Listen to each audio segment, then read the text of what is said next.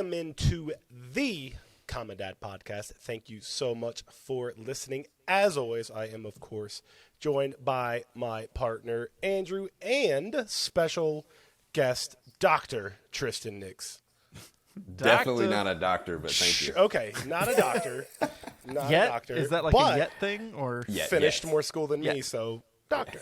Yeah. Doctor and I may or may not refer to you as doctor for the doctor? rest of this podcast. That's cool. Hopefully Doctor we don't. Dr. T will suffice. Ooh, that's actually a really cool name. Yeah. That sounds like a Vitality on that one. yeah, that sounds like a vitality. Yeah, this should tell you everything you need to know about Here's us and to Tristan. Vitality. Andrew and I are drinking drinks like irresponsible Adult drinks beverages? on a weeknight, and he's drinking healthy things. And that's why he's a doctor, and that's why that's probably right. So before we get into actual important things, I need help solving domestic disputes. Not the right word because that makes it sound really bad. That's not what this is. Jumping straight in. An argument of sorts with me and my wife. So earlier She's this right. season, at some point, she found a Christmas gift. You're probably correct. And I am correct. she put it in a white trash bag, and she put it behind my bar in the garage. And she told me, she said, Justin, here's a gift. Make sure we don't throw this away. I'm going to put it back here because the kids don't go back here. She handed it to you in the trash bag? She put it back there in the trash bag, and she told me it was in a trash bag, and I said, okay, I won't throw it away. Well, it's gone. I'm 99% sure I threw it away because, as I said, it was in a white trash bag where trash goes. So my question is, whose fault is this? Do you have security cameras on the front of your house? It was in the garage. No, I Right, don't know. but who puts the trash Right. out? No, I don't have them, and I Because you have extended family that lives with you. I do. I So could there are blame it other on people them, to but point I the know- finger at. I know it wasn't them. So- Whose fault is it? But how likely are your in-laws to go into the garage behind your bar They wouldn't. Trust me, I thought of and it. say, I "Oh, thought look, of- trash. Let me clean it up for I him." thought of blaming them, and I couldn't do it. Doctor? Well, Let's in break my this down. professional, in my professional opinion, it's very easy for me to say it's your wife's fault because she put it in a trash bag. But Dang it. There's always a but. happy wife, happy life. And my assumption is that she doesn't want to be the reason why the gift got thrown away. So it's your fault. Well, I would also say she told you. Okay.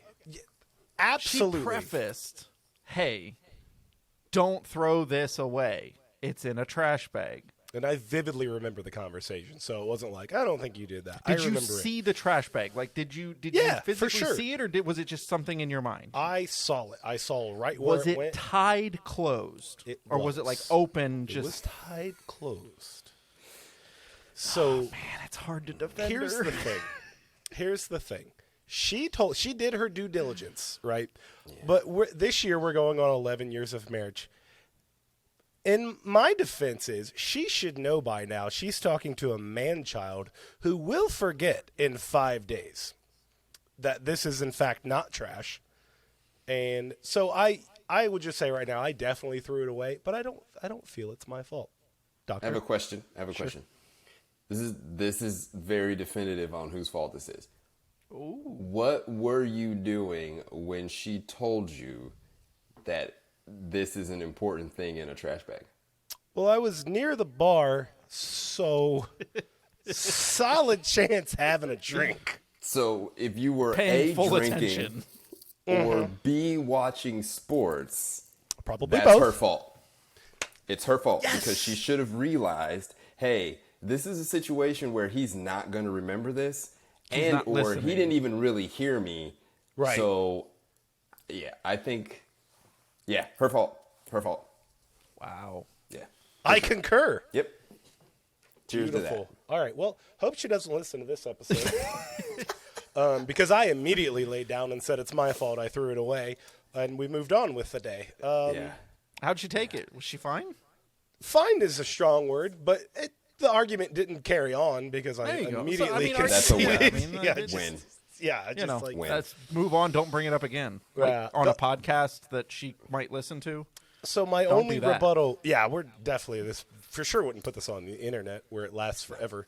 It wasn't even an argument. She said, "I put it in a trash bag," and I looked at her and I said, "You put it in a trash bag?" And she said, "Yes," and I went, "A bag for trash?" She went, "Yes," and I went, "Okay."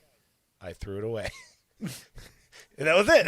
Most definitely. I was hoping maybe we could have a little, like, oh, you know what? It wasn't a trash bag. It wasn't really there, but I didn't decide it wasn't my fault. You guys did, so Yeah. I will point any anger and aggression directly towards you. Thank you. I didn't do it. Yeah, no problem at all. So anyway, now that that's settled, yeah, I'll pay for that one for sure. Now that that is settled, we will In the comments, let us know your thought. absolutely let me know whose fault this is for sure. I gotta go find this gift now. Anyway, Good luck. doesn't matter. Yeah, it's gone forever.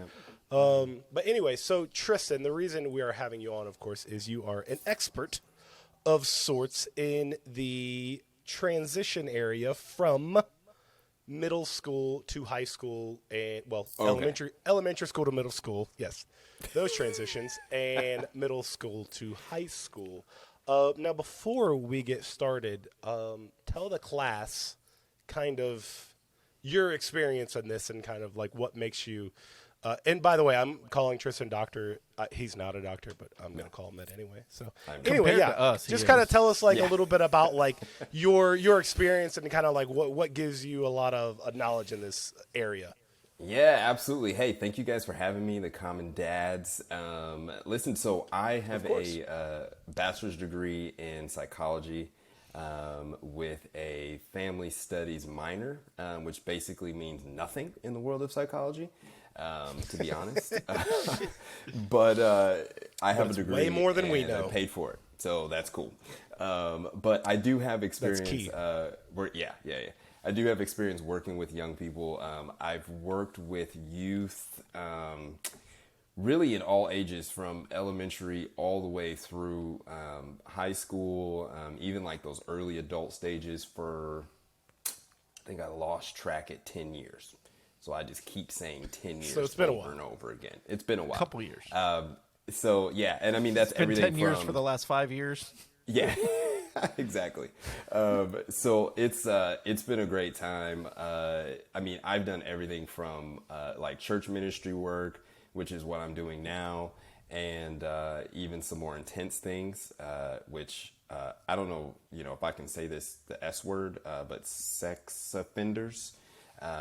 So I've worked with juvenile sex offenders and their recovery. So it's been a wide spectrum of experience for me. But I love young people and helping them to health, which is what my degree helps me to do. And yeah, so I am not a professional. I am not a doctor. Just have a Disclaimer. lot of experience working with young people and their families. You are a professional. Yeah, you are a you- professional. I Make do a living handle off of myself helping as a families professional. and advising children. So Yeah. or Yeah. youth. Well, thank you. I appreciate the support. Yeah, thank you. That is a professional. And Yeah. so Andrew and I do not have you're neither do you, but obviously you have a lot of experience in this. But our kids aren't quite there yet. They're still moving out of the elementary, and mine's just Moving he's into in the kindergarten. elementary. Moving into the elementary, yeah. So Yeah. it's like these thoughts aren't even really on my mind yet, but they probably should be. Yeah. I and just for your viewership too. I have 3 young kids. My oldest is 5, and so yeah. So I'm definitely not there yet either. But because of my experience, I have had the gift, I guess, of being able to see things done really well and some things done really bad. So as I'm preparing my fatherhood, it's cool to kind of be like, okay, well, I should probably do that, or I shouldn't do this. So yeah. Look, man, I think I've learned more in my life from, and this is probably sad, but watching people fail horribly at things and going, ooh, well, that's certainly not the way to do it. I don't know what the correct answer is, but that ain't it. Yep. Nope. So yeah, there's a lot to learn in both directions for sure. But yeah, so I'm not even there or close to there. But the transition from going from no school to kindergarten and now moving into elementary, it's one of those things as a parent, you just don't really think about it because it's just the natural progression of life. Yeah. And you know, my oldest son's first year in kindergarten, I was like, holy crap, like this is crazy. Go ahead, yeah. Well, I was going to say, you don't think about it right now, but right now is where you should be thinking about it. And Yeah. I'm uneducated, and Tristan can correct me, but I would say you should be preparing them right now. You should be proactive in your teaching rather than reactive. Absolutely. So if you wait for the problem to happen on the transition from elementary to middle school, you're already too late. Yeah. They've already discovered what they're going to discover, and you're late to the Yeah. game. Yeah. If you're preemptive in having conversations with them now, when the situation happens around that 5th grade, 6th grade transition, they're prepared to handle whatever's coming at them. And hopefully that's what we're going to talk about today with Tristan. Yeah. What conversations do we need to be prepared for? What things do we need to be prepared for as that child transitions from elementary to middle or from middle to high? Yeah, I think one of the, and that's very well said. I think that one of the main things that parents miss, if I lean into a little bit of my experience, is like too often parents forget that we're raising adults, not raising children. And that seems like a simple little shift, right? But if you think about it, that's a big deal. Like if you keep in mind, hey, I want to make sure that I raise a good adult. All of these different preparation periods begin to make a lot more sense. You're not raising children. Because if you do raise a child, they stick with you till they're like 35 years old in your basement. And so you want to be preparing them to launch from, you know, the second that they are able to talk and crawl and do those kinds of things. And so these transitions carry a little bit more weight as you, and positive weight. Like sometimes we think about weight as like, oh, this is so difficult. But parenthood is a difficult thing that we have to be prepared for as we're raising adults. So all of that equals into, you know, making sure that these transitions go off really well. I like that.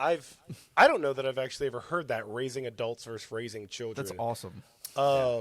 I love that, but I would definitely say that's the more challenging road. Wouldn't that be, as opposed to, I don't want to say it's easy to raise a child, but in the essence of I'm going to raise my child as a child, that's no problem. I'm going to raise my child as an adult. That's tough, but it's supposed to be, right? Right. Yeah. And it is tough. It is much easier for you to coddle your children. It's much easier for you to just kind of like just let them eat applesauce for the rest of their lives, or like it's much easier for you to not teach them how to balance their bank account because all of that takes work. It takes effort, and this is all and as I was kind of thinking about some of this stuff, like this is a moving target too. You know what I mean? Like sometimes we think, oh, well, if we do this or if we read this book or whatever, like, no, it's all a moving target. And in order to hit it, you got to be in the game.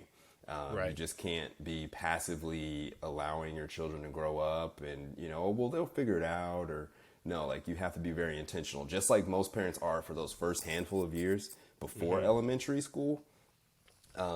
You know, again, starting, you know, you start your solids at 6 to 9 months, and, you know, they need to sleep this many hours and so on and so forth, whatever it is, you're very intentional. So you have to move into the next year's the same amount of intention. Anyway, I could talk for hours. But That's a good point. So, like, you don't like when you have your first kid. There's baby books. There's classes. Your whole life until that child is born for 9 months is prepping for that child.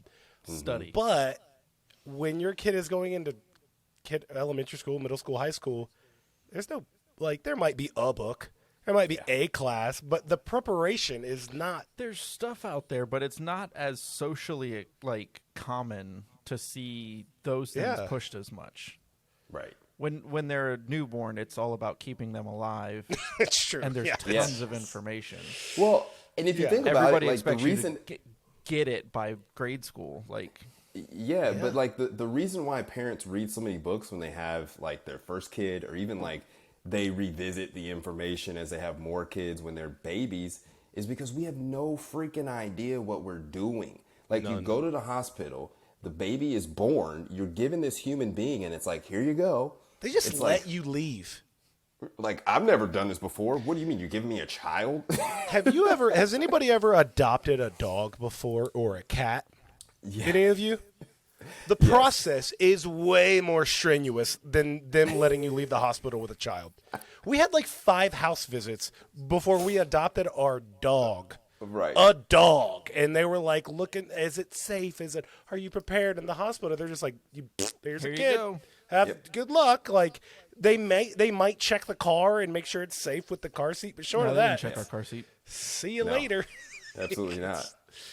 Yeah, it's Yeah, terrifying. it's an interesting thing, and so anyway, so I think that that preparation is so very important, and it can't be overstated. So- You got to prepare for each What stage. What are a few things that the doctor, Tristan Nix, would Yeah. recommend for parents to be prepared for as that child? Like, so let's talk about really quickly. What are the things we should be prepared for entering middle school, and what are the things we should be prepared for entering high school? Yeah, I don't know if you have like just a couple points of like what are the things that we should preemptively be having those conversations or looking out for. I think that, again, very similar, to go back to my previous point because it landed so well the first time. We're raising adults, right? So you have to begin to understand, like, this person is no longer going to be 100% dependent on you, right? So, and Justin, I know that you've had a kid go off to kindergarten and Drew, so once you drop that child off, you're like, okay, well, here we go. I guess you're going to figure it out, right? Like, I haven't had that experience with my own quite yet. I will next year.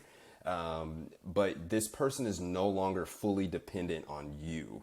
And so as you go through those stages, you have to mentally prepare for that, right? Again, so often parents get thrown off by like, they don't want to spend time with me anymore. No, they Right. don't. They're sick of you. Like, get ready. Like, they're not going to want to spend time with you anymore. They've literally spent their whole life with you, right. and now they know what it's like to hang out with somebody else.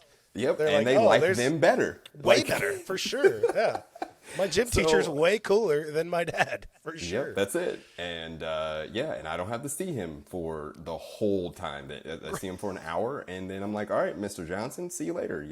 That's it. So anyway, so I think that's definitely a thing. Like, parents have to begin to get in that mindset of like, this person is no longer fully dependent on me. And with that, I think that parents, how do I say this? Parents forget that they still are the parents too, right? So, okay, so they're no longer dependent on you, but you're still their parent, which means you have a huge voice in who this child spends time with, who their friends are, right? How they connect with their friends. You are still the primary in that area. Again, that takes a lot of work because you're still connected, but you're disconnecting at the same time. So it's kind of a weird like dichotomy. It's a tough of, like, balance. Yeah, right. yeah. What's the And so I think, Go ahead. Go. No, anyway, I just think that's one of the big things is that mental preparation of this transition is going to happen whether I like it or not. So I just need to lean in and allow them to be a little bit more independent. Now, is that And- something you yeah. see more in the entering elementary, like at that kindergarten, first grade, second grade level? Or do you see from your own experience? I mean, you said you worked in church ministry, you've worked outside church ministry, you've kind of seen a little bit across the spectrum. Does that happen on the earlier side of the elementary? Middle school to Or high is it- school is is it very hit or miss? interesting. Okay, so here's the way I break this down. So elementary school, they're still very much so children, right? Even as you get all the way to 5th grade, and even that 6th grade year, they're still kind of childish. It's 7th, 8th, and then into high school at 9th grade, right? I mean, obviously, depending on where you are and how your grades line up. But when they get into high school and there's a level of independence there, middle school years, they're really, and I mean, if you think back to your middle school years, they were super awkward, right? The reason The why worst. they are literally the worst. And that's because you're trying to find out who you are. So a lot of times middle schoolers are trying on different personalities, many different identities. We don't want to get into that. But You're right, though. It's a lot. Literally trying everything. You're feels just like trying it all sports, on. clubs, just all of Yep. it, like Yep. everything. Yeah. You know, band. Like I remember, I'll never forget. I was in middle school, and I wanted to play the saxophone. Dude, I don't wanted to know play the why. trombone Oh, you know so what? bad. No, I do know why. My mom had a huge love for Kenny G. So Oh, of do you course. guys know who Kenny Smooth G? jazz, of course. Everybody knows Kenny G, Yeah. right? So many Absolutely. babies made to Kenny G. Oh, my so goodness. Kenny G was in our household all the time. So I was like, you know what? I'm in middle school. Yeah. I'm gonna go try and play saxophone. Absolutely. I stank so bad. It was so bad. But I tried it, right? And so I found out that I'm not necessarily a saxophonist, and I'm not going to have a smooth jazz CD. That's cool. But it was super awkward for a little while when I'm walking around with my saxophone, and this is who I am, and whatever, right? Like, but again, they're trying on so many different things. Now, when they transition to high school, typically they've gone through those middle school years. They're kind of awkward. Even if you think about, like, I've seen 6th graders transition all the way through to 8th grade, and they change a lot physically, obviously. Puberty kicks in, hormones, all that kind of good stuff. But then when they get into high school, they have kind of, not to say that change can't happen in high school, but they've kind of figured out, like, this is my lane. Like, they might Yeah. shift a little bit here and there, but, like, this is where I'm going to kind of ride. I'm It an won't be athlete. as drastic. Right. I'm an athlete. I'm a musician. I play in band. I'm an actor. I'm an actress. I'm a student. Like, they've kind of figured that out by high school. And so Yeah. in high school, they really start to lean into that persona, we'll call it, right? Yeah. They typically have found their friend group. They found who they connect with. So I think that a lot of time, okay, so, all right, so let's rewind, right? So what's most important? I think that it's most important for parents to lean in elementary school transitioning to middle school. Allow your student to try these different things on, figure out who they are, but be there as a support system for them, right? Allow them to do that, but then don't, I will say, ostracize them, right? Like, or say like, well, I've never, been a band member, and that's weird. So here you go.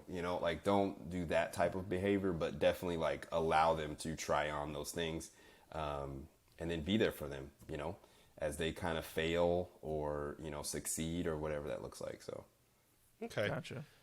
anyway. Now you touched on it kind of a little bit at the beginning of that. You kind of touched on fears a little bit, and there's a lot of fear, probably on both sides. Yeah.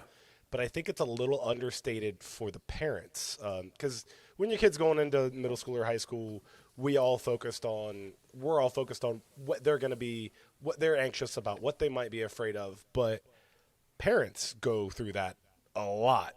Yeah. What do you see that parents are just freaking out about and that they're worried about the most? Yeah. A lot of times, and and it's kind of a tough one because it really depends on the student, really. But like, parents really struggle with this, like their friends, like their students or their child's friends that they're going to connect with.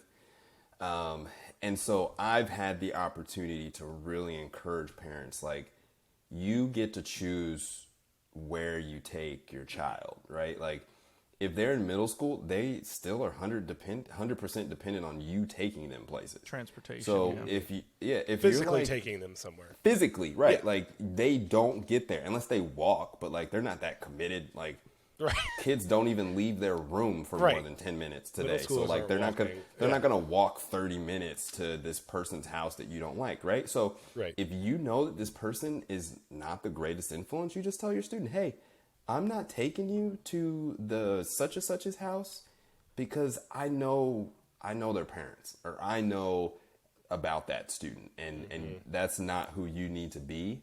So I'm not taking you there. Like, Right.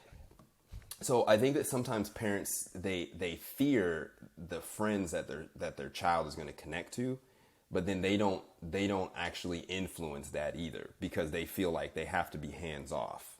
You know what I mean? Or if they get too hands on, then their child is going to not like them, right? Right. Oh, they're going to be mad at me. Who cares? You're their parent. Yeah.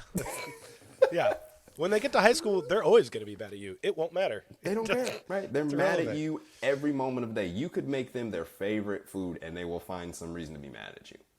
Yeah. So just lean into that, right? So I think that that's one of those things for sure. The friend situation is. So I kind because- of want to. Yeah. You alluded to something there that, like,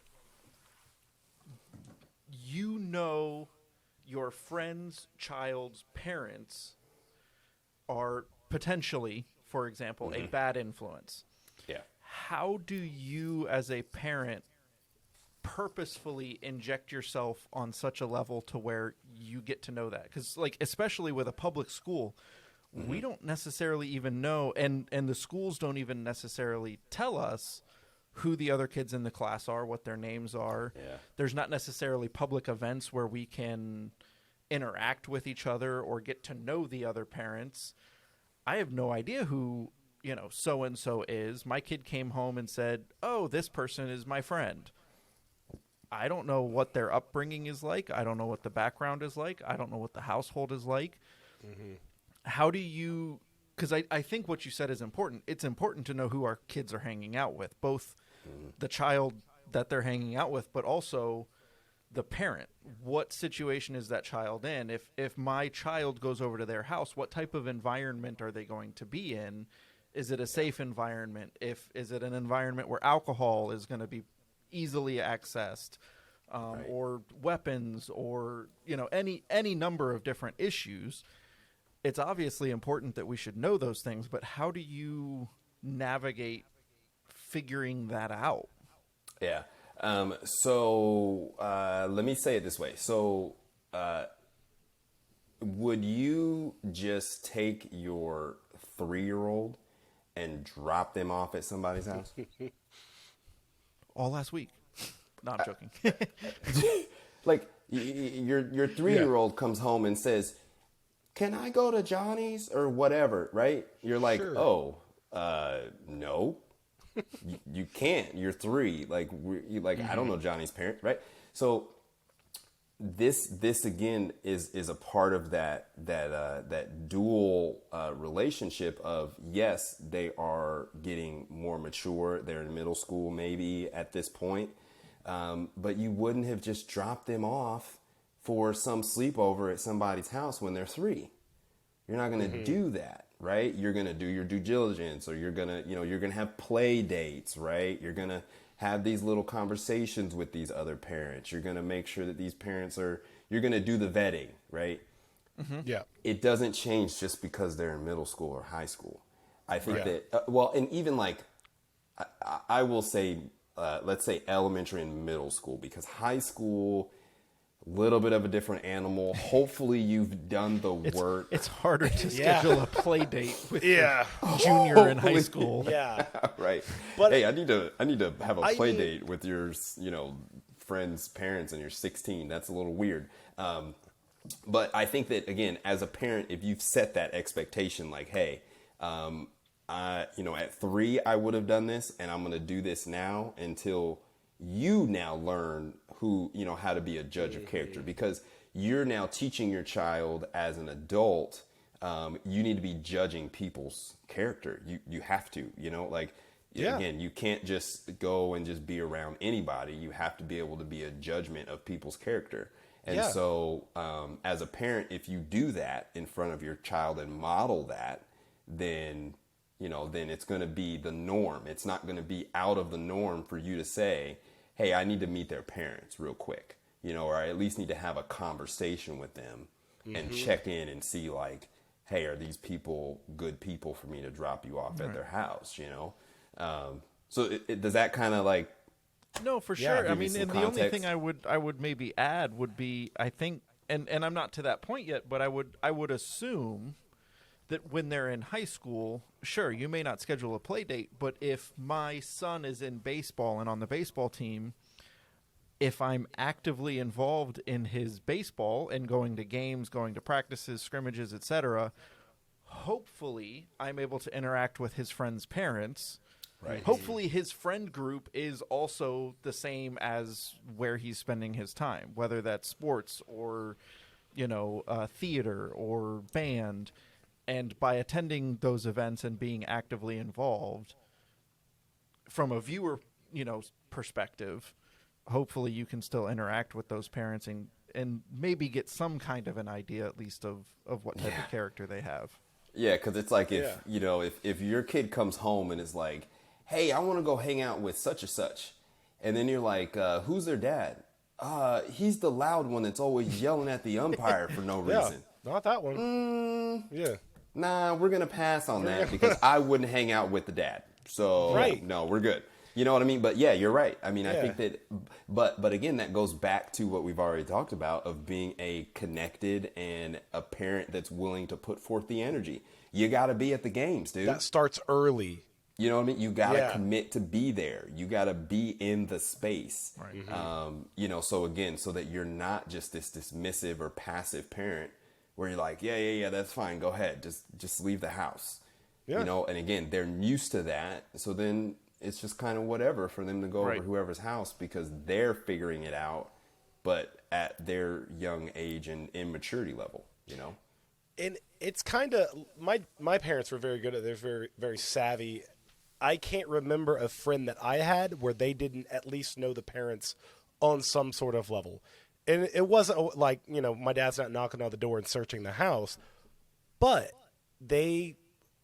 if it was a basketball game we went to or something, like, they would introduce them. They would feel them out, like, very normal, like, not weird, but just, they would have an idea for who I was hanging out with all the time. And if they didn't, and this is kind of a sad thing, really, but, I can remember some friends that clearly didn't have a great home life. And that sucks. But at the same time, from my dad's perspective, hey, Dad, can I go to so-and-so's house? No, you can't. Because Now, I kind of will got a even- feel for what it might be like there. And Yeah. no, you can't. So I would even say, like, with something like that, they can come over here. yes. Yeah, But absolutely. you're not going over there. That was something that my mom would drop on me on occasion too, where it's like, Yeah. this student seems like they're trying to do the right thing or they're good, but I know I have caught wind environment. what their home environment is, Might not so be they can great. come here, but you're not going over there. And to you know your what I mean? point, that kind of opened my eyes up for things I need to look for.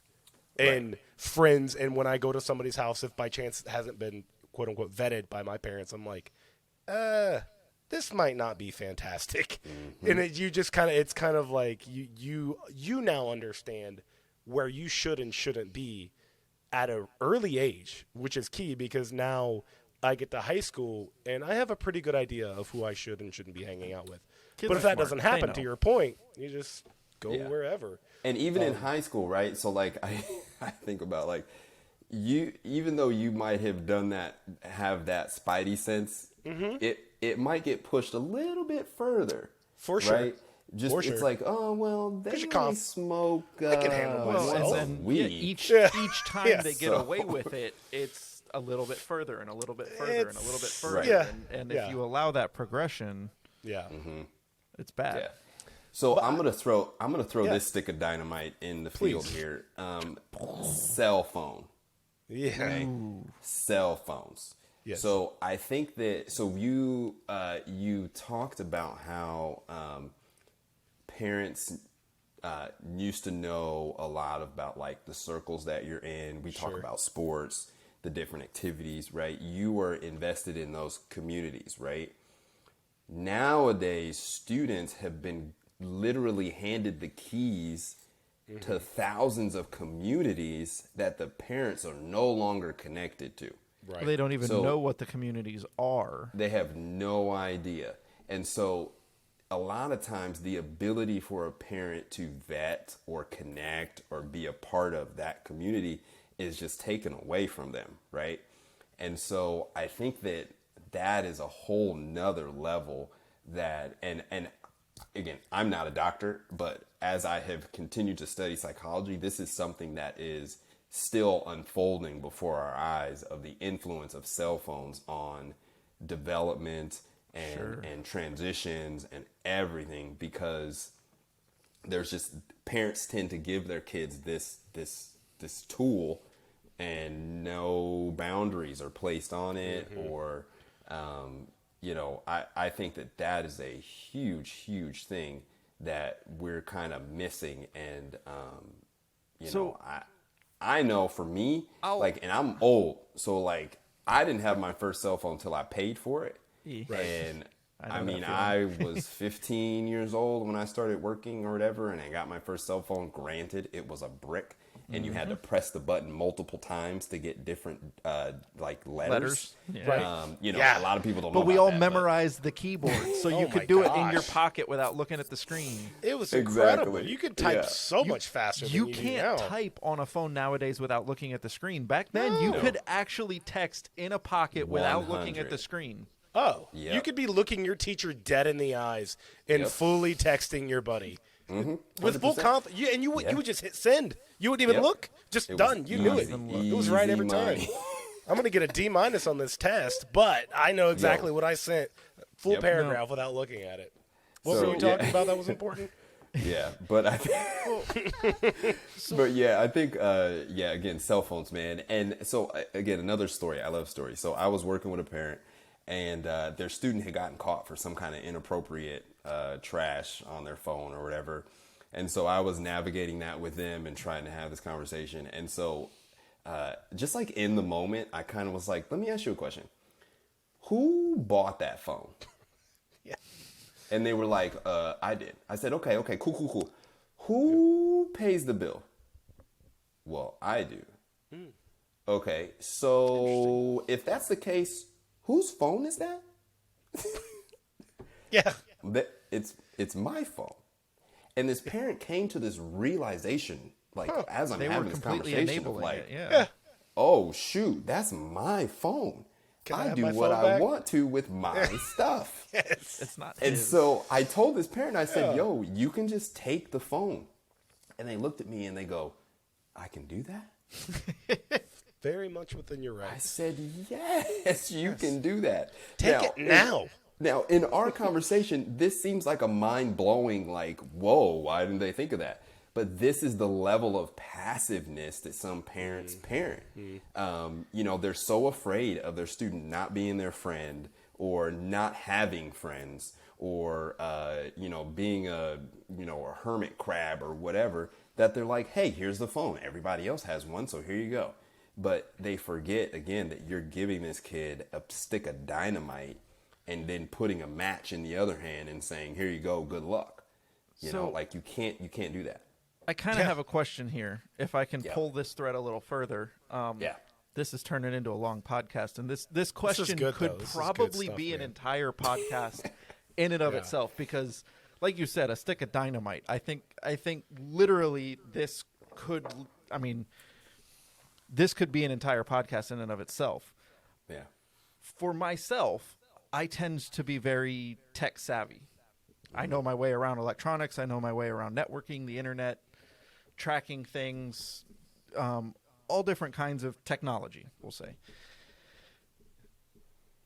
Where do you draw the line on trusting your kids to make wise choices and being kind of the overbearing big brother who's spying on them? Thank you guys so much for listening to this episode. We are having so much fun with Tristan. We didn't want to cut it short, so you have just listened to part 1. Do not forget to check back in next week. You can hear the rest of this interview. It will be part 2 as we wrap up talking about fears during our kids' transitions. Thank you so much, and we will see you guys next week. Thank you guys so much for watching today's episode of the Common Dad Podcast. Let us know if you liked the video by giving us a thumbs up. Even if you didn't, give it a thumbs up anyway. Be sure to subscribe, click the bell to get notifications every time we post a new video. Also, do not forget to follow us on Instagram at @the_common_dad and on Facebook at The Common Dad so you can let us know your thoughts on today's episode.